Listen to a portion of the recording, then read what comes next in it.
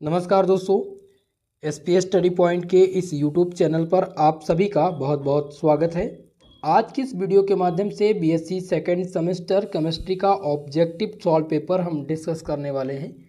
ऐसे विद्यार्थी जो बीएससी फर्स्ट ईयर के सेकेंड सेमेस्टर में हैं और उनका एग्ज़ाम ऑब्जेक्टिव पैटर्न पर होना है, उन सब के लिए आज की ये क्लास खासकर महत्वपूर्ण होगी, क्योंकि दोस्तों इस क्लास में मैं आपको प्रीवियस ईयर क्वेश्चन पेपर हल कराने वाला हूं, जो कि 2022 सत्र का है और राजा महेंद्र प्रताप अलीगढ़ विश्वविद्यालय का ये क्वेश्चन पेपर है, जिसमें 75 क्वेश्चंस एमसीक्यू मोड में पूछे गए हैं, जो कि मोस्ट इम्पॉर्टेंट हैं। सेम इसी प्रकार के प्रश्न आपकी यूनिवर्सिटी में पूछे जाएंगे और रिपीट होने की गारंटी है। इसलिए इस प्रश्न पत्र को ज़रूर आप तैयार करके अपने एग्ज़ाम में जाइए। जैसा कि कल कुछ विश्वविद्यालय का पेपर है, तो आप सब लोग इन प्रश्न पत्रों को तैयार करके जाइएगा, निश्चित रूप से आपको सफलता मिलेगी। और इसके पहले जो मैंने मॉडल पेपर आपको सॉल्व कराया था वो भी आप तैयार कर लीजिएगा। ये आज का सेकंड मॉडल पेपर है जो मैं आप सबके लिए लेकर के आया हूँ। तो चलिए आज की क्लास को स्टार्ट करते हैं और सॉल्व करते हैं आज के इस मॉडल पेपर को। वीडियो को लाइक शेयर करना मत भूलिएगा और जो भी हमारे इस चैनल पर नए हैं चैनल को सब्सक्राइब जरूर कर लीजिएगा। तो स्टार्ट करते हैं आज के इस प्रश्न पत्र को सॉल्व करना। पहला प्रश्न आपकी स्क्रीन पर दिया गया है, जो कि पूछा गया है कि सुक्रोज या जिसे कैन शुगर कहते हैं is a disaccharide, one molecule of sucrose on hydrolysis give. Sucrose जिसे गन्ने की शर्करा कहते हैं और यह एक क्या होता है, डाइसैकेराइड है। तो सुक्रोज का एक अणु जल अपघटित होकर के क्या देता है। सुक्रोज का फार्मूला आप सभी को पता होगा। सुक्रोज का जो फार्मूला होता है वो क्या होता है, C12H22O11 होता है और ये डाइसैकेराइड है, इसे कैन शुगर के नाम से जानते हैं। और जब इसका हाइड्रोलिसिस कराएंगे H2O के साथ, यानी जल अपघटन कराएंगे, तो हमें क्या मिल जाएगा, एक तो आपको मिलेगा ग्लूकोज और दूसरा मिलेगा आपको फ्रक्टोज। ओके, तो इस प्रकार से आप देखिए कि यहाँ पर कौन सा ऑप्शन सही है, ऑप्शन नंबर सी। एक ग्लूकोज के अणु प्लस फ्रक्टोज के अणु प्राप्त होते हैं जब हम गन्ने के यानी कि सुक्रोज का जल अपघटन कराते हैं। तो ऑप्शन यहाँ पर सी सही हो जाएगा। ओके, चलिए दूसरा प्रश्न देखते हैं क्या पूछा गया था। दूसरा प्रश्न यहाँ पे है कि which of the functional group is not present in carbohydrate. Carbohydrate में कौन सा कार्यात्मक समूह मौजूद नहीं है। पहला ऑप्शन दिया गया OH, दूसरा है CHO, तीसरा दिया गया कीटो और डी दिया गया है COOH ग्रुप। तो पहले ऑप्शन को हम टिक करते हैं OH ग्रुप बिल्कुल प्रेजेंट होता है यहाँ पर। और दूसरा दिया गया है CHO, तो आप सभी को पता है कार्बोहाइड्रेट, एल्डिहाइड और कीटो ग्रुप कंटेन करता है। सो यहाँ पर आपका पहला ऑप्शन, दूसरा ऑप्शन और तीसरा ऑप्शन ये तीनों सही है। कीटो ग्रुप है, एल्डिहाइड ग्रुप है, ये क्या दिया गया, अल्कोहलिक ग्रुप है। तो यहाँ पर COOH ग्रुप कंटेन नहीं करता है, ये मौजूद नहीं होता है, इसलिए यहाँ पर आपका ऑप्शन नंबर डी सही हो जाएगा। करेक्ट आंसर कौन सा हो जाएगा, ऑप्शन नंबर डी। दोस्तों आपको बता दें, इससे पहले अभी मैं स्टार्टिंग में बता चुका हूँ, अगर आपकी तैयारी कुछ भी नहीं है, यानी कि अगर आपने कुछ भी तैयारी नहीं की है, तो आप हमारे सेकंड सेमेस्टर के प्लेलिस्ट में जाइए, वीडियो के प्लेलिस्ट में जाइए। आप प्लेलिस्ट में आप केमिस्ट्री के सेक्शन में जाएंगे, वहाँ पर आपको 2 से 3 ओल्ड पेपर मिल जाएंगे अदर यूनिवर्सिटी की। वो पेपर आप सॉल्व कर लीजिए और प्लस आपको मॉडल पेपर मिल जाएंगे।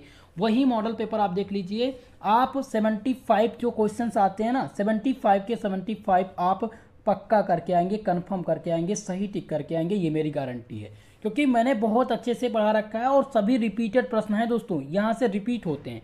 यही प्रश्न अगर आप ओल्ड पेपर देखेंगे अदर यूनिवर्सिटी के, यानी सिद्धार्थ यूनिवर्सिटी का क्वेश्चन पेपर आप उठा करके देखेंगे सेकंड सेमेस्टर का, तो ये सारे प्रश्न भी आपको मिलेंगे। DD यूनिवर्सिटी में भी यहीं से मिलेंगे प्रश्न।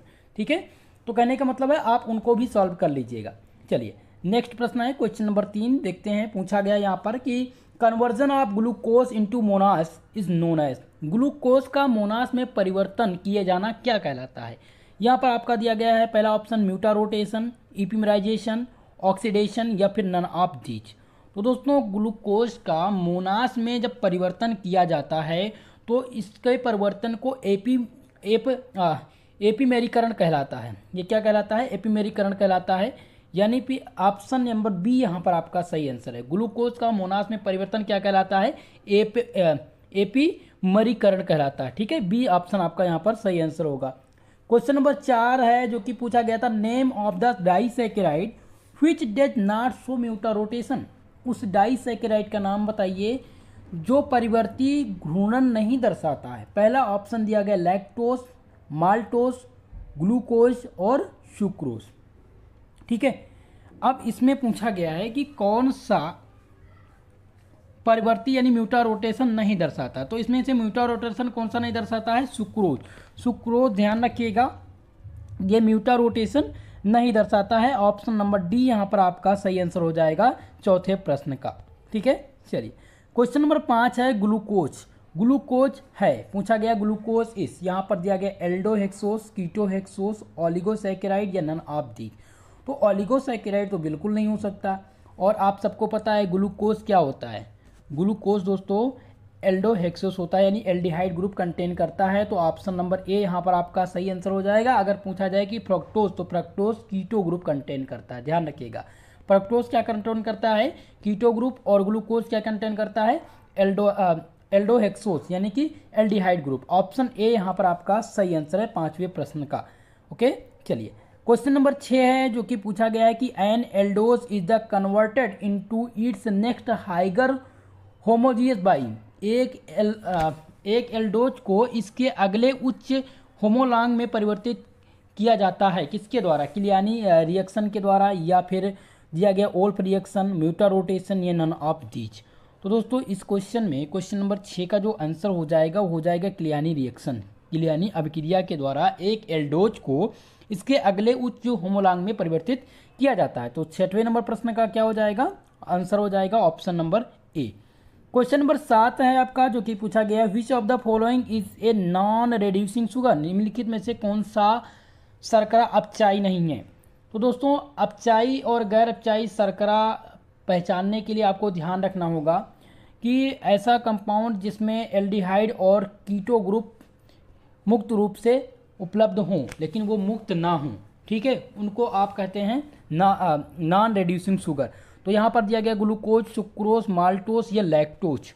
तो दोस्तों आपको बता दें इस क्वेश्चन में सही आंसर हो जाएगा सुक्रोज। सुक्रोज जो है ये एक नॉन रिड्यूसिंग शुगर है। ओके, ऑप्शन नंबर बी यहाँ पर आपका करेक्ट आंसर हो जाएगा, सही जवाब हो जाएगा। नेक्स्ट क्वेश्चन है क्वेश्चन नंबर 8, जो कि पूछा गया है कि name of the method in which aldo D glucose, aldose जिसे क्या कहते हैं? डी ग्लूकोज कहते हैं, is converted into arabinose when it is the first treat with the bromine water. उस विधि का नाम बताइए जिसमें एल्डोस डी ग्लूकोज सबसे पहले ब्रोमीन जल के साथ अपक्रिया करके एरबिनोस में परिवर्तन किया जाता है। वो कौन सा मेथड है? पहला दिया गया है वोवेल विधि, रफ विधि या डेमन विधि, या इनमें से कोई नहीं। तो दोस्तों इस क्वेश्चन में क्वेश्चन नंबर 8 का जो सही आंसर है वो ऑप्शन नंबर बी है, रफ विधि द्वारा, रफ मेथड द्वारा यानी कि डी ग्लूकोज को ब्रोमीन जल के साथ अपक्रिया करके एरेबिनोस में परिवर्तित किया जाता है। वो कौन सी विधि है? वो रफ की विधि है, रफ मेथड है। ऑप्शन बी यहाँ पर आपका सही आंसर है। ओके, चलिए क्वेश्चन नंबर 9 आपका है दोस्तों, glucose and galactose are. Glucose और गैलेक्टोज हैं, ये दोनों एनोमर हैं या फिर डाइसैकेराइड हैं या ओलिगोसैकेराइड हैं या एपीमर हैं। तो दोस्तों आप सबको पता होना चाहिए इस क्वेश्चन का आंसर कि ग्लूकोज और गैलेक्टोज ये दोनों क्या हैं? ये एपीमर हैं। क्या हैं? एक दूसरे के एपीमर हैं। ऑप्शन नंबर डी यहाँ पर आपका करेक्ट आंसर हो जाएगा, सही जवाब हो जाएगा 9 नंबर प्रश्न का। क्वेश्चन नंबर 10 है आपका, जो कि पूछा गया है कि hydrolysis of sucrose is called. Sucrose का जल अपघटन क्या कहलाता है? शर्करा का प्रतिलोम, साबुनीकरण, जलयोन या फिर उपरोक्त सभी। Hydrolysis of sugar is called, तो hydrolysis of sugar is called inversion of sugar. क्या कहलाता है? इन्वर्जन ऑफ शुगर कहलाता है, यानी शर्करा का प्रतिलोमन कहलाता है। ऑप्शन ए यहाँ पर सही हो जाएगा 10 नंबर प्रश्न का। बहुत ही इंपॉर्टेंट प्रश्न है दोस्तों। आप सबसे मेरा निवेदन है, जितने भी छात्र छात्राएं हमारे इस वीडियो को देख रहे हैं, प्लीज़ वीडियो को लाइक शेयर कर दीजिएगा और चैनल को सब्सक्राइब कर लीजिए। सेकेंड सेमेस्टर की क्लास अब स्टार्ट हो चुकी है और अब आपकी नियमित क्लास संचालित की जाएगी, जिसमें आपके ऑल सब्जेक्ट सम्मिलित रहेंगे। मैं केमिस्ट्री का क्लास डेली प्रोवाइड कराने का प्रयास करूंगा। बाकी आपके 3 दिन जूलॉजी और 3 दिन आपकी बॉटनी की क्लास भी संचालित होगी। फिजिक्स और मैथ के जो भी स्टूडेंट हैं उनका मॉडल पेपर आप लोग को प्रोवाइड हो जाएगा, जल्द ही आपको मॉडल पेपर मिल जाएगा। ठीक है, तो क्वेश्चन नंबर 11 आप देखिए, पूछा गया Tollen reagent reduce the fructose due to. Tollen reagent reduce यानी टालन रेजेंट जो है किसके कारण टालन अभिकर्मक फ्रक्टोज का अपचयित करता है? तो पहला दिया गया है कि एसिमेट्रिक कार्बन, या प्रेजेंस ऑफ CHO ग्रुप, या प्रेजेंस ऑफ OH ग्रुप, या फिर दिया गया है एनोलाइजेशन, यानी कि जिसे कहते हैं हिंदी में एनोलीकरण।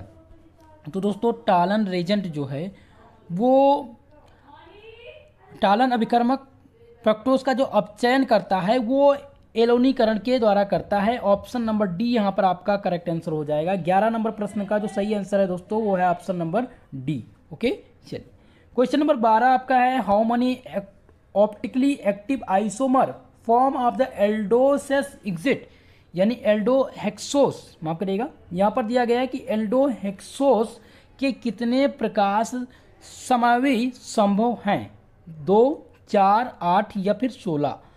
तो एल्डोहेक्सोस के प्रकाश समूह की जो संख्या होती है मैक्सिमम वो होती है 16, कितनी, 16। तो यहाँ पर आपका कौन सा ऑप्शन है, डी ऑप्शन है, यहाँ पर आपका सही आंसर हो जाएगा ऑप्शन नंबर डी। बहुत ही महत्वपूर्ण, ध्यान रखिएगा, इसी प्रकार के प्रश्न आपके एग्जाम में रिपीट होने हैं, very very most important question. Okay, चलिए क्वेश्चन नंबर 13 है दोस्तों, which amino acid has no asymmetric carbon, कौन से एमिनो अम्ल में कोई भी असममित कार्बन नहीं होता है? ऑप्शन दिया गया है ए जिसमें है हिस्टिडीन, ऑप्शन बी है ग्लाइसिन, ऑप्शन सी दिया गया है एलानीन, ऑप्शन डी दिया गया है थ्रियोनीन। ठीक है, तो इसमें आपको क्या बताना था, एमिनो अम्ल जिसमें असममित कार्बन ना हो। तो असममित कार्बन ग्लाइसिन में नहीं है, किसमें नहीं है, ग्लाइसिन में असममित कार्बन नहीं है। बाकी हिस्टाडीन, एलानीन और थ्रियोनीन इसमें असममित कार्बन की संख्या पाई जाती है, तो ग्लाइसिन में नहीं पाई जाती है। आपका आंसर हो जाएगा बी नंबर, यहाँ पर ग्लाइसिन। ओके, क्वेश्चन नंबर 14 आपका है जो कि पूछा गया, विच of the following is non essential amino acid, निम्नलिखित में से कौन सा गैर आवश्यक एमिनो अम्ल है? ऑप्शन है ग्लाइसिन, एस्पार्टिक अम्ल, एलानीन या उपरोक्त सभी। तो आपको बता दें इस क्वेश्चन में आपके जो करेक्ट आंसर हैं ये ऑल ऑफ दीज होंगे, उपरोक्त सभी, क्योंकि इनमें गैर आवश्यक एमिनो अम्ल ग्लाइसिन भी है, एस्पार्टिक एसिड भी है और एलानीन भी है। ठीक है, इसीलिए ऑप्शन नंबर डी यहाँ पर आपका सही है, तीनों आपके सही आंसर है। क्वेश्चन नंबर 15 है दोस्तों जो कि पूछा गया है कि what type A helix is observed in proteins, protein में किस प्रकार की कुंडलिनी संरचना पाई जाती है, लेफ्ट हैंडेड हेलिक्स या राइट हैंडेड हेलिक्स या फिर पैरेलल डबल हेलिक्स या फिर दिया गया है एंटी पैरेलल डबल हेलिक्स। तो इस क्वेश्चन में 15 नंबर प्रश्न में आपके जो सही आंसर हैं दोस्तों वो हैं ऑप्शन नंबर बी, इसमें दक्षिणावर्ती कुंडलिनी पाई जाती है, राइट हैंडेड हेलिक्स पाई जाती है प्रोटीन में। यानी कि प्रोटीन जो है वो कौन सा संरचना ऑब्जर्व करता है, तो वो राइट हैंडेड हेलिक्स यानी दक्षिणावर्ती कुंडलिनी ऑब्जर्व करती है। ऑप्शन नंबर यहाँ पर बी आपके सही आंसर हो जाएंगे क्वेश्चन नंबर 15 के। ओके, क्वेश्चन नंबर 16 है जो कि पूछा गया, lysine in is which types of amino acid, lysine किस प्रकार का एमिनो अम्ल है? आपके ऑप्शन दिए गए हैं दोस्तों, basic amino acid, acidic amino acid, natural amino acid या फिर बीटा एमिनो एसिड। तो लाइसिन दोस्तों किस प्रकार का एमिनो अम्ल है, तो लाइसिन एक प्रकार का क्षारीय एमिनो अम्ल है जिसे इंग्लिश में कहते हैं बेसिक एमिनो एसिड। ओके, तो ऑप्शन ए यहाँ पर आपका सही आंसर हो जाएगा 16 नंबर क्वेश्चंस का। आप सबसे निवेदन है कि आप सब कमेंट सेक्शन में कमेंट करते रहिए, कमेंट बॉक्स में आपने आंसर भी देने का प्रयास करिए। ठीक है, जिनको भी पता है इसका आंसर वो आंसर देने का प्रयास करेंगे। ठीक है, क्वेश्चन नंबर 17 है कि the N terminal amino acid is a peptide identified by, peptide का एन टर्मिनल एमिनो अम्ल किसके द्वारा पहचाना जाता है? तो यहाँ पर आपके ऑप्शन दिए गए हैं कि कार्बोक्सी पेप्टाइड ए या फिनाइल आइसोटोसाइनाइड के द्वारा, या ऑप्शन सी दिया गया है कि ट्रिप्सिन, ऑप्शन डी दिया गया है इलास्टेस। तो दोस्तों आपको बता दें इस क्वेश्चन में जो आपके सही आंसर हैं वो ऑप्शन बी होंगे, क्योंकि पेप्टाइड का एन टर्मिनल एमिनो अम्ल जो पहचाना जाता है वो फेनिल आस्थियोसाइनाइड के द्वारा पहचाना जाता है। तो ऑप्शन बी यहाँ पर आपके सही आंसर हो जाएंगे 17 नंबर प्रश्न का। ठीक है, क्वेश्चन नंबर 18 की तरफ बढ़ेंगे। 18वां प्रश्न है ए मेटल आयन को फैक्टर एक्ट एस, यानी कि धातु आयन सहकारक व्यवहार करते हैं लुईस क्षार की तरह, लुईस अम्ल की तरह, या लुईस अम्ल या क्षार दोनों की तरह, या इनमें से कोई नहीं। तो ए मेटल को फैक्टर जो एक्स एस हैं, यानी कि एक धातु आयन सहकारिता व्यवहार जो करते हैं दोस्तों, वो लुईस एसिड की तरह करते हैं। किसकी तरह?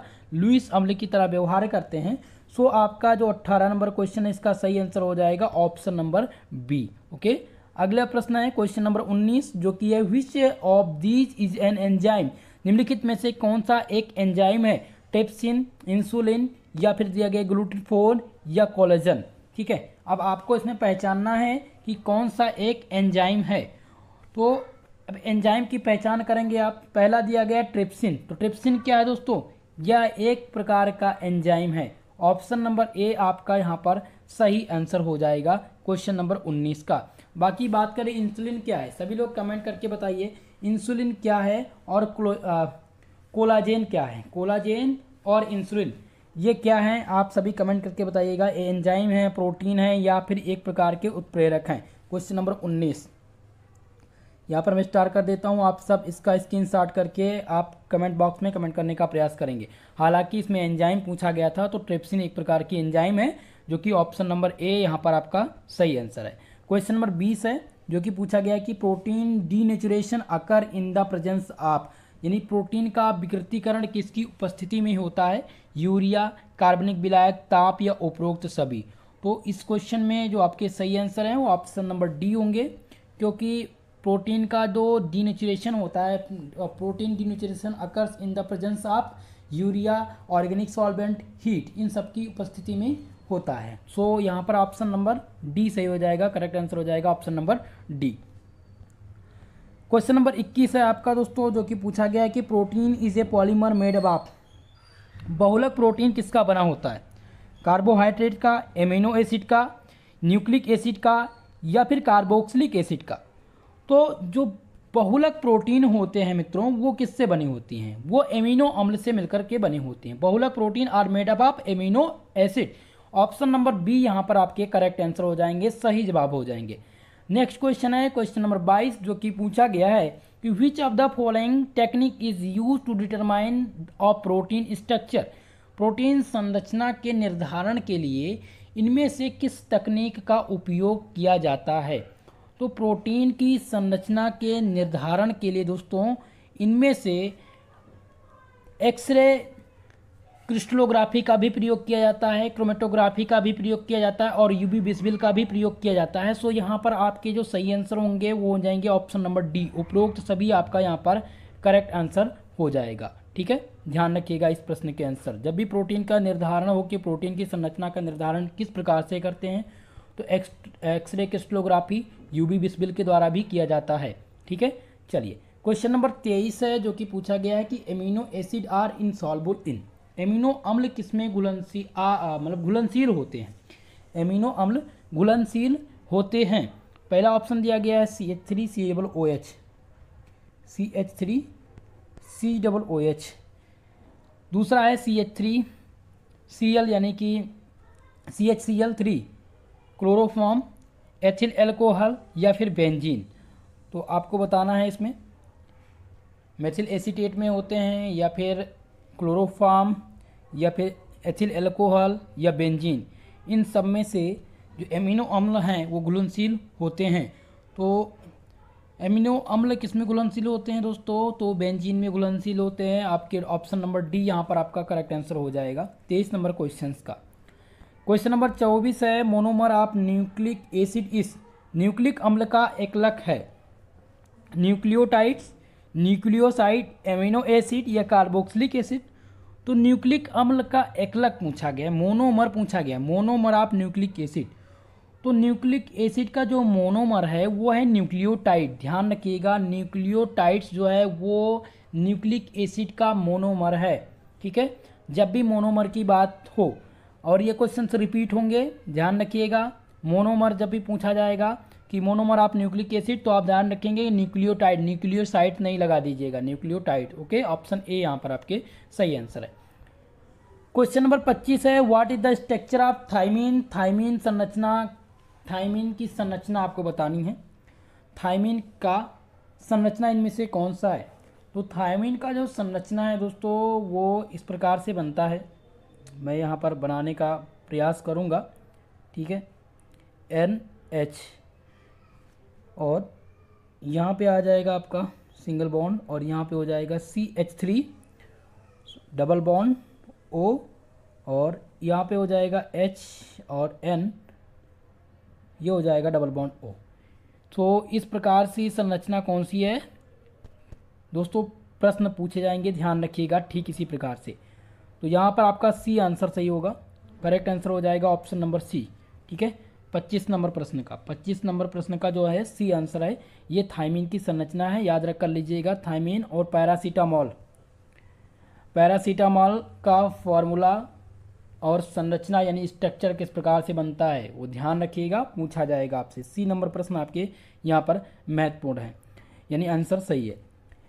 क्वेश्चन नंबर 26 है, nucleic acid on hydrolysis give. Nucleic अम्ल का जल अपघटन कराने पर क्या प्राप्त होता है। Only phosphoric acid, only sugar, only purine या शुगर प्यूरिन बेस या पिरामिडीन एंड फास्फोरिक एसिड। तो आपको बता दें दोस्तों, जब भी न्यूक्लिक अम्ल का जल अपघटन कराएंगे तो आपको शर्करा, प्यूरिन, क्षार, पिरामिडीन और फास्फोरिक अम्ल ये सभी प्राप्त हो सकते हैं। वो आपके कैटालिस्ट के ऊपर निर्भर करता है या आपके प्रोडक्ट के ऊपर निर्भर करता है कि आप किससे इसका जल अपघटन करा रहे हैं। तो ऑप्शन नंबर डी यहाँ पर आपका सही हो जाएगा। 26 नंबर क्वेश्चन का जो सही आंसर है दोस्तों वो है ऑप्शन नंबर डी। अगला प्रश्न है क्वेश्चन नंबर 27 जो कि पूछा गया है, which base is not present in RNA। इनमें से कौन सा क्षार RNA में उपस्थित नहीं है। थायमीन, यूरेसिल, एडानिन या साइटोसिन। तो RNA में जो उपस्थित नहीं है दोस्तों वो है थायमीन। थायमीन RNA में नहीं उपस्थित है, बाकी यूरेसिल, एडानिन और साइटोसिन उपस्थित है। सो यहाँ पर ऑप्शन नंबर ए सही हो जाएगा 27 नंबर क्वेश्चन का। क्वेश्चन नंबर 28 ध्यान दीजिएगा जो कि पूछा गया, which of these component of nucleotide is heterocyclic. Nucleotide का कौन सा अवयव विषम चक्रीय है। यहाँ पर पूछा गया है कि न्यूक्लियोटाइड का कौन सा एक है जो कि विषम चक्रीय है। फास्फेट, फास्फोरिक अम्ल, मोनोसैकेराइड या फिर एडानिन। तो इस क्वेश्चन में दोस्तों आपके जो सही आंसर है 28 नंबर प्रश्न का, इसका करेक्ट आंसर हो जाएगा ऑप्शन नंबर डी, एडानिन आपके करेक्ट आंसर होंगे। इनमें से एडानिन न्यूक्लियोटाइड का कौन सा अवयव विषम चक्रीय है। तो इसमें से एडानिन जो है वो एक प्रकार का हेट्रोसाइक्लिक कंपाउंड है। ऑप्शन डी यहाँ पर आपके सही आंसर हो जाएंगे, डी नंबर ऑप्शन। ओके, चलिए क्वेश्चन नंबर 29 है जो कि पूछा गया है कि what is the hybridization of P and N in triphosphazene. Triphosphazene में फास्फोरस और नाइट्रोजन, ये P इंडिकेट कर रहा है फास्फोरस और N इंडिकेट कर रहा है नाइट्रोजन। ट्राईफास्फोजीन में फास्फोरस और नाइट्रोजन का संकरण पूछा गया, क्या होगा। तो ट्राईफास्फोजीन में फास्फोरस और नाइट्रोजन का जो संकरण है दोस्तों वो है sp3। फास्फोरस में sp3 होगा और नाइट्रोजन में होगा sp2। सो इस प्रकार का कौन सा ऑप्शन है, ऑप्शन नंबर सी यहाँ पर आपके सही आंसर होंगे, करेक्ट आंसर होंगे। नेक्स्ट प्रश्न है क्वेश्चन नंबर 30 जो कि पूछा गया था, adenosine is an example of. Adenosine एक एग्जाम्पल है प्यूरिन बेस का या न्यूक्लियोसाइड का या फिर न्यूक्लियोटाइड का या फिर पायरिडॉक्सिन बेस का। तो एडानिन दोस्तों एक उदाहरण है न्यूक्लियोसाइड का। एडानिन किसका एग्जाम्पल है, न्यूक्लियोसाइड का एग्जाम्पल है। सो ऑप्शन नंबर बी यहाँ पर आपके सही आंसर होंगे क्वेश्चन नंबर 30 के। 31 नंबर प्रश्न है क्वेश्चन नंबर 31 जो कि पूछा गया है कि light scattering method use for the determination of. प्रकाश प्राकीर्ण विधि से क्या निर्धारित किया जाता है, MN MW दोनों या इनमें से कोई नहीं। तो प्रकाश प्राकीर्ण विधि से निर्धारित जो किया जाता है वो MW किया जाता है, ठीक है। मॉलिक्यूलर वेट निर्धारित किया जाता है। सो ऑप्शन नंबर बी यहाँ पर आपके सही आंसर है। 31 नंबर प्रश्न का जो सही आंसर है वो ऑप्शन नंबर बी है। ओके, क्वेश्चन नंबर 32 है, the correct structure of paracetamol. अभी मैंने पैरासीटामॉल की चर्चा की थी। सो यहाँ पर पैरासीटामॉल का संरचना पूछा गया है कि पैरासीटामॉल का संरचना कौन सा है। तो यहाँ पर दोस्तों आपके जो सही आंसर हो जाएंगे 32 नंबर प्रश्न के वो हो जाएंगे ऑप्शन नंबर बी, ठीक है, ये आपका पैरासीटामोल का संरचना दिया गया है। ठीक है, ध्यान रखिएगा, यहाँ पर बेंजीन के साथ OH ग्रुप जुड़ा हुआ है और NHCOCH3। ठीक है, ये पैरासीटामोल का संरचना है और यही इसका फॉर्मूला होता है। ऑप्शन नंबर बी यहाँ पर आपका सही आंसर होगा। क्वेश्चन नंबर 33 है, एस्पिरिन पूछा गया है कि aspirin is a acetyl salicylic acid या बेंजल सैलिसिलिक एसिड या क्लोरोबेंजोइक एसिड या फिर दिया गया है यहाँ पर एंथ्रालिनिक अम्ल। तो एस्पिरिन क्या होता है? एस्पिरिन जो है वो एक एसिटिल सैलिसिलिक अम्ल है। एस्पिरिन क्या है? एसिटिल सैलिसिलिक अम्ल। सो यहाँ पे ऑप्शन नंबर ए यहाँ पर आपका करेक्ट आंसर हो जाएगा। 33 नंबर क्वेश्चन का जो सही जवाब है वो ऑप्शन नंबर ए है। ओके, क्वेश्चन नंबर 34 है जो कि पूछा गया है, which among the following is not an antibiotic drugs. निम्नलिखित में से कौन सा एंटीबायोटिक दवा नहीं है? यहाँ पर पूछी गई एंटीबायोटिक दवा नहीं है। पेंसिलिन, ऑक्सीटोन या फिर ऑफ्लोक्सिन या फिर टेट्रासाइक्लिन।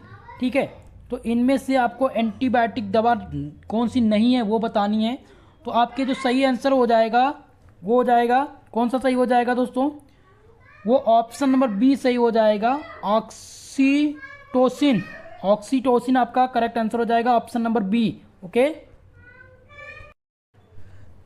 दोस्तों, इसमें पहला ऑप्शन आप देखिए जो कि पेनिसिलिन। ठीक है, पेनिसिलिन एक एंटीबायोटिक दवा है। बात करें ऑप्शन नंबर बी, ऑक्सीटोसिन, तो ऑक्सीटोसिन एक प्रकार का हार्मोन्स है। ठीक है, सो यहाँ पर आपका ये आंसर क्या हो जाएगा? रॉन्ग हो जाएगा, बी नंबर। ठीक है, ये आपका एंटीबायोटिक दवा नहीं है। सी ऑप्शन जो कि दिया गया है ओफ्लोकाक्सिन, ये भी आपका एक एंटीबायोटिक दवा है और टेट्रासाइक्लिन भी आपका एंटीबायोटिक दवा है। केवल और केवल आपका ऑक्सीटोसिन जो है वो क्या है? एक प्रकार का हार्मोन्स है, ये आपका एंटीबायोटिक दवा नहीं है। सो ऑप्शन नंबर बी यहाँ पर आपका सही आंसर है। क्वेश्चन नंबर 35 है जो कि पूछा गया है, which drug is use to care HIV AIDS. HIV AIDS की रोकथाम के लिए किस औषधि का उपयोग किया जाता है? तो HIV और एड्स की रोकथाम के लिए औषधि, जिस औषधि का प्रयोग किया जाता है वो है जूडोविडिन। ठीक है, जूडोविडिन का प्रयोग किया जाता है। ऑप्शन नंबर सी यहाँ पर सही आंसर हो जाएगा, करेक्ट आंसर हो जाएगा। ठीक है, 35 नंबर क्वेश्चन का जो सही आंसर है वो हो जाएगा option number B. Question number 36 है आपका, एस्पिरिन इज एन। एस्पिरिन है, एस्पिरिन नारकोटिक्स है, एंटीसेप्टिक्स है या एंटीपैरेटिक है या फिर एंटीबायोटिक है? तो एस्पिरिन दोस्तों क्या है? एस्पिरिन इज ए एंटीपैरेटिक, यानी ज्वारनाशक होती है ये। सो ऑप्शन सी सही है यहाँ पर, एंटीपैरेटिक आपके करेक्ट आंसर है। एस्पिरिन जो है वो क्या है? ना कि एंटीबायोटिक भी नहीं है, ना ही एंटीसेप्टिक है, ना ही ये नारकोटिक्स है, ये एंटीपैरेटिक एजेंट है। ऑप्शन नंबर सी ड्रग्स है आपका, सी नंबर यहाँ पर। ठीक है, करेक्ट आंसर हो जाएगा। क्वेश्चन नंबर 37 है, 37 नंबर प्रश्न है जो कि पूछा गया है कि phenol is highly corrosive substance but its 0.2% solution use as. Phenol का अत्यधिक संक्षारक यौगिक है। फिनॉल जो है एक प्रकार का एक अत्यधिक संक्षारक यौगिक है, लेकिन इसका 0.2% विलयन प्रयोग में लाया जाता है। प्रतिजैविक के रूप में प्रयोग में लाया जाता है, या प्रतिरोधी यानी एंटीसेप्टिक के रूप में, या फिर संक्रमणहारी के, या फिर प्रतिस्टिमिन के द्वारा। तो दोस्तों आपको बता दें 37 नंबर प्रश्न का क्वेश्चन जो है उसका आंसर हो जाएगा प्रतिरोधी एंटीसेप्टिक के रूप में इसका प्रयोग किया जाता है। सो यहाँ पर सही आंसर हो जाएगा बी नंबर। फिनॉल एक अत्यधिक संक्षारक यौगिक है, लेकिन इसका 0.2% विलयन प्रयोग में लिया जाता है, किसके? प्रतिरोधी एंटीसेप्टिक के रूप में लिया जाता है। बी नंबर ऑप्शन आपका सही आंसर है। क्वेश्चन नंबर 38 है जो कि पूछा गया है कि rational approach of drug design is. Drug के संश्लेषण के लिए तर्क संगति मूल्यांकन क्या है? पहला दिया गया molecular orbital approach, molecular conductivity approach, या फिर ऑल ऑफ दीज। तो 38 नंबर प्रश्न के जो सही आंसर हो जाएंगे ऑल ऑफ दीज आपके करेक्ट आंसर हो जाएंगे। ये सभी एक प्रकार के तर्क संगत मूल्यांकन हैं। ठीक है, तो यहाँ पर rational approach of drug design is, quantum mechanical approach, molecular approach और मॉलिक्यूलर कंडक्टिविटी अप्रोच, ये तीनों आपके सही आंसर होंगे। सो आपका आंसर हो जाएगा डी नंबर। 39 नंबर प्रश्न दिया गया है कि ऐसा एसाइक्लोविर इज यूज्ड एज, ठीक है, एसाइक्लोविर उपयोग में लाया जाता है यहाँ पर एंटीवायरल ड्रग के रूप में, या फिर एंटी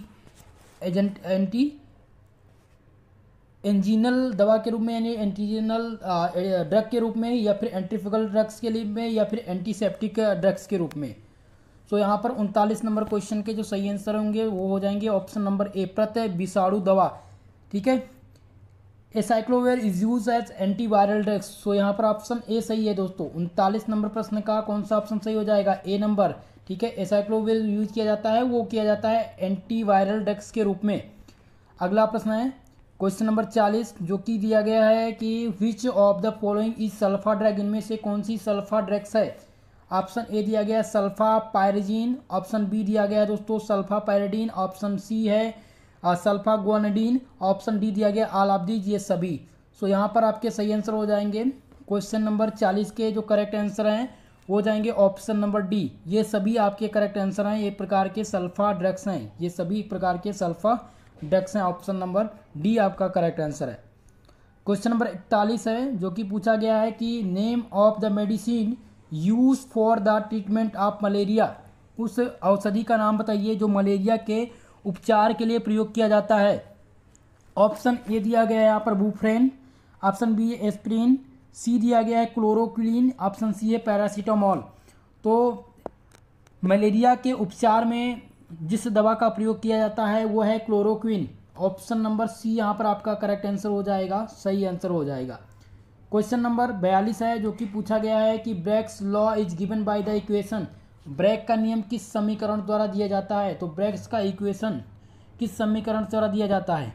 तो n lambda equal to 2d sine theta. So यहाँ पर कौन सा ऑप्शन सही हो जाएगा मित्रों, हो जाएगा option number B, n lambda equal to 2d sine theta आपका सही आंसर हो जाएगा। नेक्स्ट क्वेश्चन है क्वेश्चन नंबर 43। क्वेश्चन नंबर 43 क्या कह रहा है, पूछ रहा है कि cubic crystal system has the following unit cell dimensions. एक घनीय क्रिस्टल प्रणाली में निम्नलिखित में से एकक सेल आयाम होते हैं। तो एकक सेल जो आयाम होते हैं मित्रों वो क्या होता है, वो a equal to b equal to c and alpha equal to beta equal to gamma equal to 90 degree होता है। सो यहाँ पर सही आंसर कौन सा हो जाएगा, ऑप्शन नंबर ए यहाँ पर आपका करेक्ट आंसर हो जाएगा। ये प्रश्न आपके एग्जाम में रिपीट होने हैं, ध्यान रखिएगा, और आपका ब्रैग्स का इक्वेशन भी रिपीट होगा। ये दो प्रश्न आपके एकदम से 100% है, कंफर्म है, जो आपके एग्जाम में पूछे जाएंगे, ठीक है। अगला प्रश्न आपकी स्क्रीन पे है, जो कि पूछा गया कि अक्रिस्टलीय ठोस का उदाहरण है। इनमें से कौन सा अक्रिस्टलीय ठोस है, कांच, NaCl, CaCl या MgCl2। तो इसमें से अक्रिस्टलीय जो ठोस है वो है कांच। कांच एक प्रकार का अक्रिस्टलीय ठोस है। सो ऑप्शन नंबर ए सही हो जाएगा क्वेश्चन नंबर 44 का आंसर, ठीक है। चलिए क्वेश्चन नंबर 45 है, जो कि पूछा गया है कि the radius of an ion in a body centred cubic of is a. एक अंतः केंद्रित घनीय किनारे ए में एक आयन की त्रिज्या क्या है। तो जो आयन की इसमें त्रिज्या होगी वो क्या होगी दोस्तों, वो होगी इसमें √3a/4। तो ऑप्शन नंबर बी यहाँ पर आपका सही आंसर हो जाएगा। सही आंसर कौन सा है यहाँ पर, बी नंबर आपका करेक्ट आंसर है, ठीक है। ध्यान रखिएगा इस चीज़ का, यहाँ पर सही आंसर कौन सा हो जाएगा, बी नंबर आपका करेक्ट आंसर हो जाएगा।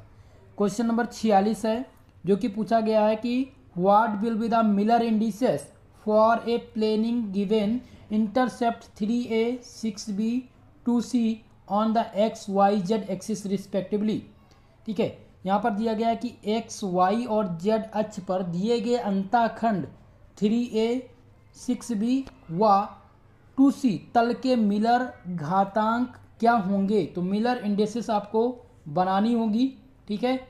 मिलर इंडेसिस जब आप बनाएंगे तो उस प्रकार से आप इसके इक्वेशन के द्वारा इसको सॉल्व कर पाएंगे। यहाँ पर मिलर इंडेसिस से 2 प्रश्न आने हैं, ये ध्यान रखिएगा। इसके लिए आप प्रीवियस ईयर क्वेश्चन पेपर जो मैंने बताया है वो आप सॉल्व कर लीजिएगा, और मॉडल पेपर मैं अभी आपको प्रोवाइड कराऊंगा। फिलहाल कल की क्लास में एक और मॉडल पेपर मैं आपको दूंगा जो कि मेरे द्वारा बनाया गया रहेगा, इंपॉर्टेंट रहेगा, तो उसमें आपको मैं ये क्वेश्चन सॉल्व करा दूंगा, ठीक है। अब इसमें जो आंसर आएगा दोस्तों, यहाँ पर फिलहाल इतना समय नहीं है कि इस क्वेश्चन को फिगर बना करके इक्वेशन के द्वारा इसको सॉल्व किया जा सके। तो 46 का जो सही आंसर इसमें आएगा वो आपका आएगा 213। यहाँ पर कौन सा आंसर हो जाएगा, 213 आएगा। देखिए यहाँ पर हो जाएगा 2, ठीक है, 1 और ये 3। अब समझ रहे हैं, आप इसको ऐसे भी लिख सकते हैं, आंसर कर सकते हैं, क्योंकि यहाँ पर आप देखिए 3, 6 और 2 है, तो आप 2, 1, 3 लिख सकते हैं। इसको कैसे, यहाँ पर 3 1 जा 3, 3 2 जा 6 और 2 1 जा 2। तो इसको आप अपने भाषा में अगर आप शॉर्ट फॉर्म में लिखना चाहें तो आप इस तरह से लिख सकते हैं। जैसे कि एक एग्जांपल मैं आपको दूं, अगर यहाँ पर दे दिया जाए 4A 8B और यहाँ पर दे दिया जाए 3, तो आप किस प्रकार से इसका आंसर कर सकते हैं। अगर आपको कुछ नहीं पता वो आपको आंसर ही करना है, तो आप सबसे पहले क्या करेंगे, यहाँ पर 2 लिखेंगे, यहाँ पर 1 लिखेंगे और यहाँ पर क्या करेंगे 3 कर देंगे। 3 1 2 1 3, यहाँ भी आपका आंसर आ जाएगा। ठीक है, तो इस प्रकार से आप इसका आंसर कर सकते हैं। हालांकि ये मैं वैसे ट्रिक बता रहा हूँ जब कुछ भी ना पता हो, आपको आंसर ना पता हो। ठीक है, फिलहाल आपको इसको सॉल्व करना पड़ेगा। तो ये आपके इंपॉर्टेंट है क्वेश्चन। अगले प्रश्न की ओर बढ़ेंगे। क्वेश्चन नंबर 47 दिया गया है, जो कि पूछा गया है the coordination number of Na in NaCl। NaCl structure में आपको Na का कोऑर्डिनेशन नंबर बताना है। तो NaCl में जो कोऑर्डिनेशन नंबर होता है वो होता है 6:6 होता है, दोनों बराबर होता है। ठीक है, Na का पूछा जाए चाहे Cl का पूछा जाए, तो Na का 6 और Cl का 6। सो अब यहाँ पर पूछा किसका गया है, Na का पूछा गया है, तो यहाँ पर कौन सा आंसर सही हो जाएगा, डी ऑप्शन यहाँ पर आपके करेक्ट आंसर होंगे। ठीक है, अनुपात जो है वो 6:6 हैं, ध्यान रखिएगा इस चीज़ का। ओके, चलिए नेक्स्ट क्वेश्चन है क्वेश्चन नंबर 48, जो कि पूछा गया crystal structure of the caesium chloride is. CaCl दिया गया है, CaCl सीजियम क्लोराइड का संरचना क्या होता है, बॉडी सेंटर्ड क्यूबिक होता है यानी कि BCC होता है, या FCC होता है, या फिर सिंपल क्यूबिक होता है, या फिर हेक्सागोनल होता है। तो सीजियम क्लोराइड की जो संरचना होती है वो होती है बॉडी सेंटर्ड क्यूबिक, BCC होती है। आपके जो सही आंसर हो जाएंगे वो हो जाएंगे अंतः केंद्रित घनीय, यानी कि बॉडी सेंटर्ड आपके सही आंसर हैं। ऑप्शन नंबर ए आपका सही आंसर है। ठीक है, जब भी प्रश्न आए कि बताइए CaCl का स्ट्रक्चर कैसा होगा, तो ये होगा BCC होगा। ठीक है, बॉडी सेंटर्ड क्यूबिक। अगला प्रश्न है दोस्तों एलिमेंट्स ऑफ सिमेट्री। तो एलिमेंट्स ऑफ सिमेट्री पूछा गया है, सममित के तत्व हैं, plane of symmetry, axis of symmetry, centre of symmetry. ये सभी दोस्तों आपके एलिमेंट ऑफ सिमेट्री हैं। सो ऑप्शन नंबर डी सही होगा, ऑल ऑफ दी जहाँ पर करेक्ट आंसर होगा इस क्वेश्चन में। नेक्स्ट क्वेश्चन है क्वेश्चन नंबर 50, जो कि पूछा गया आपका Teflon is an example of. Teflon एक उदाहरण है समबहुलक, विषम बहुलक, योगात्मक बहुलक, या ए व सी दोनों। तो टेफ्लॉन जो है दोस्तों वो आपका होमो पॉलीमर भी है और एडिशन पॉलीमर भी है। तो यहाँ पर डी आंसर टिक करेंगे, कौन सा, ऑप्शन डी, ए व सी, ये दोनों आपके सही हैं। टेफ्लॉन का एक उदाहरण है होमो पॉलीमर का भी और एडिशन पॉलीमर का भी। क्वेश्चन नंबर 51 आपका है, जो कि पूछा गया है कि which of the following is a natural polymer. निम्नलिखित में से कौन सा प्राकृतिक बहुलक है, सेलुलोज और पॉलीथीन, बैकेलाइट या टेफ्लॉन। तो दोस्तों इनमें से आपको पता करना है प्राकृतिक बहुलक। तो प्राकृतिक बहुलक जो है वो सेलुलोज जो है एक प्रकार का प्राकृतिक बहुलक है। सो ऑप्शन ए यहाँ पर आपका सही आंसर हो जाएगा, cellulose is a natural polymer. ठीक है, चलिए अगला प्रश्न है क्वेश्चन नंबर 52, जो कि पूछा गया nylon, silk, Dacron. Nylon, silk और डेक्रान क्या है, एक प्रकार के प्लास्टिक हैं, या फिर ये फाइबर्स हैं, या फिर इलास्टोमर्स हैं, या none of these.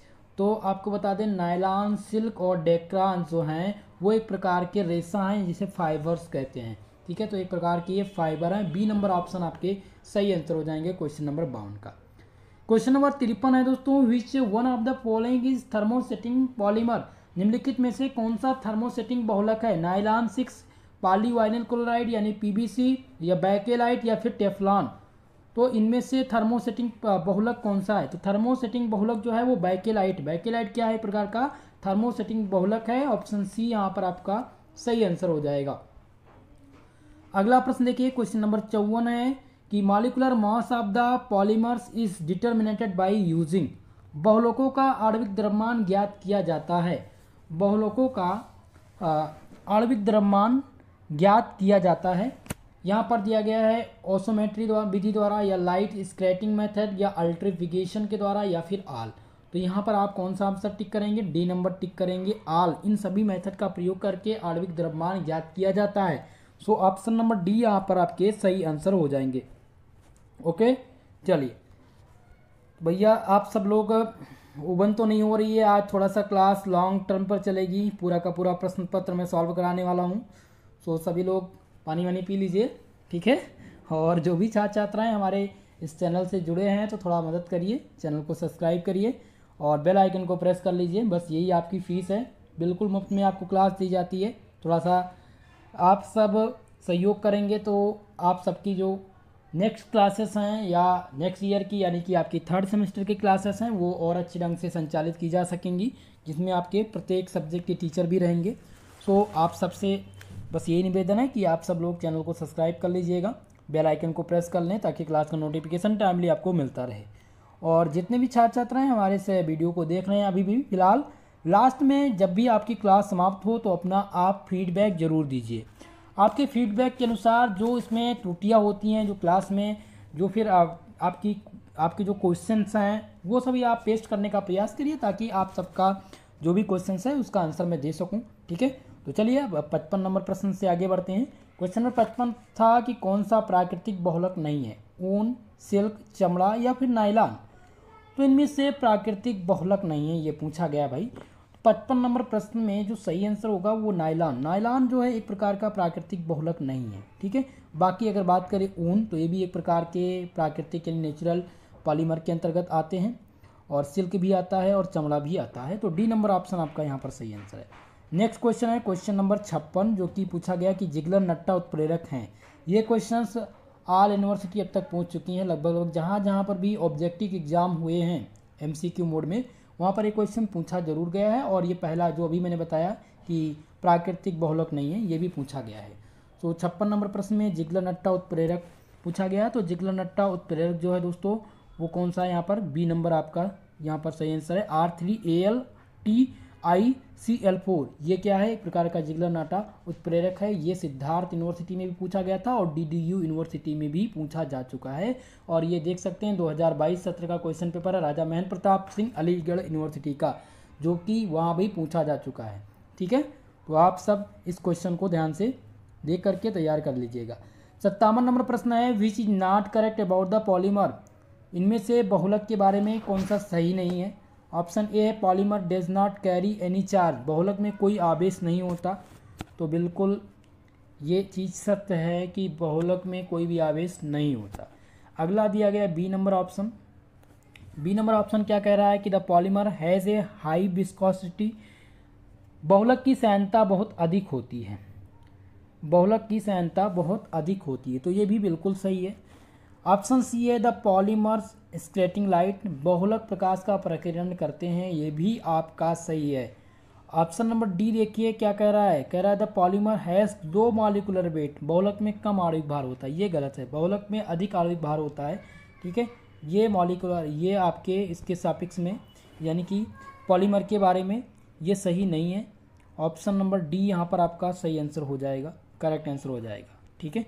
Next question देखिए, क्वेश्चन नंबर 58 है, जो कि पूछा गया है कि प्राकृतिक बहुलक के लिए बहुविक्षेपण सूचकांक होता है। तो प्राकृतिक बहुलक के लिए जो बहुविक्षेपण सूचकांक है वो कितना होता है? वो 1 होता है, ध्यान रखिएगा 1 होता है। ऑप्शन बी यहाँ पर आपका सही आंसर है क्वेश्चन नंबर 58 का। ये क्वेश्चन रिपीट होगा मित्रों, ध्यान दे लीजिएगा। 1 आपका यहाँ पर करेक्ट आंसर होगा। जब भी पूछा जाए कि प्राकृतिक बहुलक के लिए बहुविक्षेपण सूचकांक, तो आप बताएंगे कितना? 1 होता है। नेक्स्ट प्रश्न है थर्मोप्लास्टिक है रेखीय बहुलक है या अत्यधिक क्रॉस लिंकक बहुलक है, या ए व बी दोनों है, या फिर क्रिस्टलाइन है या क्रिस्टलीय है। ठीक है, तो थर्मोसेटिंग प्लास्टिक, थर्मोप्लास्टिक है। तो थर्मोप्लास्टिक एक लीनियर पॉलीमर है। क्या है? एक प्रकार का लीनियर पॉलीमर है। ऑप्शन नंबर ए यहाँ पर आपके सही आंसर हो जाएंगे। नेक्स्ट क्वेश्चन है क्वेश्चन नंबर 60, जो कि दिया गया है कि polydispersity index is defined as, बहुविक्षेपण सूचकांक को परिभाषित किया जाता है। तो बहुविक्षेपण सूचकांक को जो परिभाषित किया जाता है दोस्तों, वह किया जाता है MW/Mn, मॉलिक्यूलर वेट अपान मॉलिक्यूलर नंबर। ठीक है, ऑप्शन नंबर यहाँ पर सी आपका सही आंसर हो जाएगा। करेक्ट आंसर ऑप्शन नंबर कौन सा हो जाएगा? सी नंबर यहाँ पर सही आंसर हो जाएंगे आपके। 60 नंबर क्वेश्चन के जो सही जवाब है ऑप्शन नंबर सी है। अगला प्रश्न क्वेश्चन नंबर 61 है, नियोप्रिन रबर एक बहुलक है। Neoprene rubber is a polymer of. तो नियोप्रिन रबर एक प्रकार का बहुलक है। किसका बहुलक है दोस्तों? वो क्लोरोपिन का है, या ब्यूटाडाइन का दिया गया है, या फिर आइसोप्रिन का है, या स्टायरिन का है। तो नियोप्रिन रबर जो बहुलक है वो क्लोरोपिन का है। किसका? क्लोरोपिन का एक प्रकार का बहुलक है। 61 नंबर क्वेश्चन का जो सही आंसर हो जाएगा वो ऑप्शन नंबर ए हो जाएगा। नेक्स्ट क्वेश्चन है क्वेश्चन नंबर 62, जो कि पूछा गया है कि addition polymerization is also known as, योग बहुलकीकरण क्या कहलाता है? स्टेप ग्रोथ पॉलीमराइजेशन कहलाता है, या चैन ग्रोथ पॉलीमराइजेशन कहलाता है, या फिर होमो पॉलीमराइजेशन कहलाता है, या को पॉलीमराइजेशन कहलाता है? तो योग बहुलकीकरण क्वेश्चन नंबर 62 का जो सही आंसर है दोस्तों वो है ऑप्शन नंबर 20, श्रृंखला वृद्धि बहुलकीकरण कहलाता है, चैन ग्रोथ पॉलीमराइजेशन कहलाता है। योग बहुलकीकरण क्या कहलाता है? चैन ग्रोथ पॉलीमराइजेशन कहलाता है। सो ऑप्शन नंबर बी आपके यहाँ पर सही आंसर होंगे। क्वेश्चन नंबर 63 है, विच वन इज ए पॉलीएमाइड? कौन सा एक पॉलीएमाइड है? रेयान, टेरिलीन, नाइलॉन, या फिर ऑरलॉन? तो इसमें से सही आंसर कौन सा है दोस्तों? ध्यान दीजिएगा।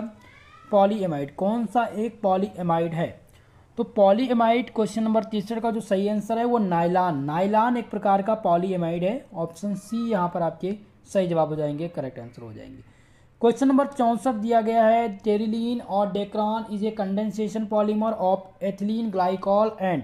टेरिलीन या डेक्रान एथिलीन ग्लाइकॉल, और ये किसका बहुलक है? संघनन किसका बहुलक है? तो क्वेश्चन नंबर 64 में आपके जो सही आंसर हैं वो हो जाएगा ऑप्शन नंबर डी। कौन सा हो जाएगा? डी नंबर, टेरिथैलिक अम्ल। टेरिलीन या डेक्रान एथिलीन ग्लाइकॉल और टेरिथैलिक अम्ल का संघनन बहुलक है। तो ऑप्शन नंबर डी यहाँ पर आपका सही आंसर है, करेक्ट आंसर है। क्वेश्चन नंबर 65 है, जो कि पूछा गया, गट्टा पर्चा इस। गट्टा पर्चा होता है एक प्रकार का पॉली आइसो ब्यूटाइलिन, या ऑप्शन बी दिया गया cis polyisoprene, trans polyisoprene, या फिर पॉली इथाइलिन। ये क्वेश्चन पहली बार मैं देख रहा हूँ इस क्वेश्चन में, ठीक है, प्रश्न पत्र में, और मुझे अभी तक ये प्रश्न नहीं मिला है। फिलहाल मैंने जो बताया है वो आपके सिलेबस में भी मैंने नहीं बताया है, और ये प्रश्न हालांकि सिलेबस में है लेकिन ऑब्जेक्टिव मोड में मुझे देखने को ये क्वेश्चन नहीं मिला। ठीक है, तो 65 नंबर प्रश्न, ये गट्टा पर्चा क्या होता है? इसका आप लोग कमेंट सेशन में कमेंट करके आंसर देने का प्रयास कीजिएगा। फिलहाल मुझे तो इसके बारे में अभी एग्जैक्टली नहीं पता है, तो मैं कमेंट जो है इसका सर्च करके मैं कमेंट सेशन में इसका आंसर देने का प्रयास करूंगा 65 नंबर क्वेश्चन का। अगर आपको पता है तो आप आंसर करिएगा। ओके, चलिए क्वेश्चन नंबर 66 है, ऑरलॉन बहुलक है वाइनिल क्लोराइड का, वाइनिल क्लोराइड या वाइनिल साइनाइड का, या फिर साइट्रीन का, या इनमें से कोई नहीं। तो ऑरलॉन जो एक बहुलक है, ऑरलॉन किसका बहुलक है दोस्तों? तो ये बहुलक है वाइनिल साइनाइड का। वाइनिल साइनाइड का बहुलक है। ऑप्शन नंबर ए यहाँ पर आपका सही आंसर हो जाएगा 66 नंबर क्वेश्चन का। ठीक है, क्वेश्चन नंबर 67 दिया गया है, अणुओं की समान संख्या मिलाई जाती है जिसके अणुभार हैं। अणुओं की समान संख्या, equal number of molecular with M1 equal to 10,000 and M2 equal to 1 lakhs are mixed. Calculate the Mn number average molecular mass. Average molecular mass यहाँ पर ज्ञात करना है। तो जब आप इसका एवरेज मॉलिक्यूलर मास निकालेंगे तो इसमें जो संख्या आएगी वो कितनी आएगी?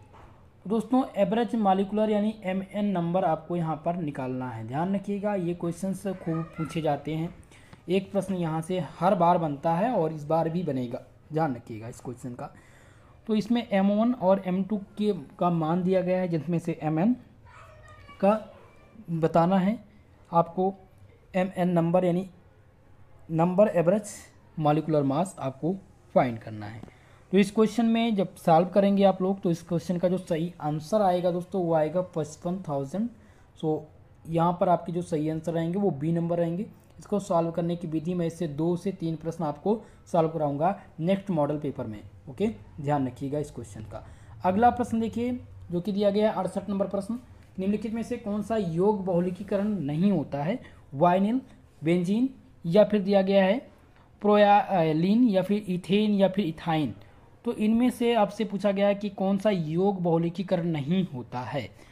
योग बहुलकीकरण में से इथेन जो है ये योग बहुलकीकरण नहीं होता है, बाकी ये सभी योग बहुलकीकरण है। सी नंबर ऑप्शन आपका यहाँ पर सही आंसर हो जाएगा।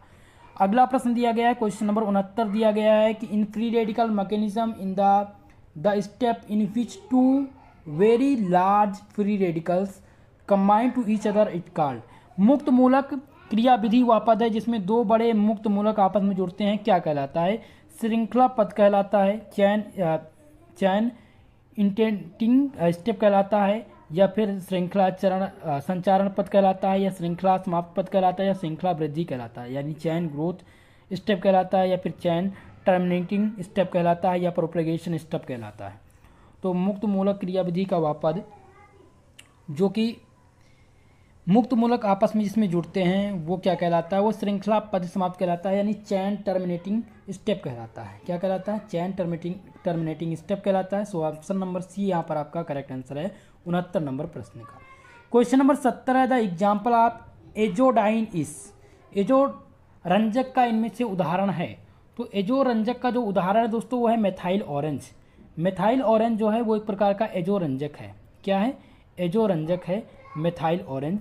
ऑप्शन बी यहाँ पर आपके सही आंसर हो जाएंगे। बाकी सभी जो दिए गए हैं वो अलग अलग है, लेकिन यहाँ पर मेथाइल ऑरेंज जो है वो एजो रंजक है, ध्यान रखिएगा। क्वेश्चन नंबर 71 है दोस्तों, पूछा गया malachite green is a types of. Malachite green is a types of dye. Malachite green निम्न में से किस प्रकार का रंजक है? एजोडाइन है, या फिर टाइफेनिल मिथेन डाई है, या फिर वेट डाई है। तो मेलेकाइट ग्रीन जो है वो एक प्रकार का टाइफिनाइल मेथेन रंजक है। ऑप्शन सी यहाँ पर आपके सही आंसर हो जाएंगे 71 क्वेश्चन का, 70 नंबर 1। क्वेश्चन नंबर 72 है 72। Which one is naturally occurring dye. कौन सा प्राकृतिक रूप से पाया जाने वाला रंजक है? Malachite green, Congo red, methyl orange, या फिर इंडिगो। तो इनमें से पूछा गया कि प्राकृतिक रूप में पाया जाने वाला, तो यहाँ पर आपका आंसर हो जाएगा इंडिगो। इंडिगो जो है प्राकृतिक रूप में पाया जाने वाला एक प्रकार का रंजक है, बाकी इनमें प्राकृतिक रंजक नहीं है। ऑप्शन डी यहाँ पर सही आंसर होगा, इंडिगो आपके करेक्ट आंसर है यहाँ पर। ओके, क्वेश्चन नंबर 73 है रंग देने वाले समूह को क्या कहते हैं? Colour producing group are called auxochrome, या फिर क्रोमोगेन यानी जिसको वर्ण को उत्पादक कहते हैं, या ऑप्शन सी दिया गया है क्रोमोफोर्स, इसे वर्ण मूलक कहते हैं, या ऑल ऑफ एबव। 73 नंबर प्रश्न का जो सही आंसर है वो मित्रों हो जाएगा ऑप्शन नंबर सी, वर्ण मूलक। वर्ण मूलक रंग देने वाले समूह को क्या कहते हैं? वर्ण मूलक कहते हैं। ऑप्शन सी यहाँ पर आपका करेक्ट आंसर है। ओके, अगला प्रश्न है क्वेश्चन नंबर 74 नंबर प्रश्न दिया गया है in the preparation of indigo dye N phenyl glycine is converted to indoxyl and by the use of. Indigo रंजक में एन फिनाइल ग्लाइसिन का उपयोग इंडॉक्सिल में परिवर्तित हो जाता है, NaNH2 KOH, या हीट, या फिर उपरोक्त सभी यानी ऑल ऑफ दिस। इस क्वेश्चन का आंसर आपका होगा ऑल ऑफ दिस, यानी ये सभी होगा। जब आप प्रिपरेशन कर रहे हो, इंडिगो रंजक बना रहे हो, तो एन फिनाइल ग्लाइसिन का जो उपयोग किया जाता है, उपयोग में जो इंडॉक्सिल में जो परिवर्तित होता है वो NaNH2 भी हो सकता है, KOH यानी पोटेशियम ऑक्साइड भी हो सकता है, हाइड्रोक्साइड भी हो सकता है, ठीक है, या फिर आपका हीट भी हो सकता है। तो इसमें ये तीनों आपके सम्मिलित होंगे। सो ऑप्शन नंबर डी यहाँ पर आपका सही आंसर होगा, और ये रिपीट हो चुका है दोस्तों, 3 यूनिवर्सिटी इस क्वेश्चन को पूछ चुकी हैं, सो इम्पोर्टेंट है आपके लिए। इस प्रश्न पत्र का लास्ट प्रश्न है, विच of the following is incorrect pair, निम्नलिखित में से कौन सा त्रुटिपूर्ण युग्म है, इनमें से कौन सा त्रुटिपूर्ण युग्म है। आपके पहले ऑप्शन दिए गए हैं कि फिनेलेप्थीन और एंथ्राक्विनोन रंजक।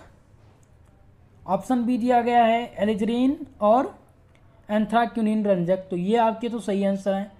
सी आपका दिया गया कानगोर एजोरंजक, ये भी आपका सही है। डी आपका मेथाइल ऑरेंज और एजोडाई, ये भी सही है। लेकिन ऑप्शन नंबर ए आपका यहाँ पर गलत हो जाएगा। फिनेलेप्थीन जो दिया गया एंथ्राक्विनोन रंजक, ये एंथ्राक्विनोन रंजक नहीं है। ऑप्शन ए आपका यहाँ पर गलत सुमेलित है। ऑप्शन ए यहाँ पर आपका सही आंसर होगा।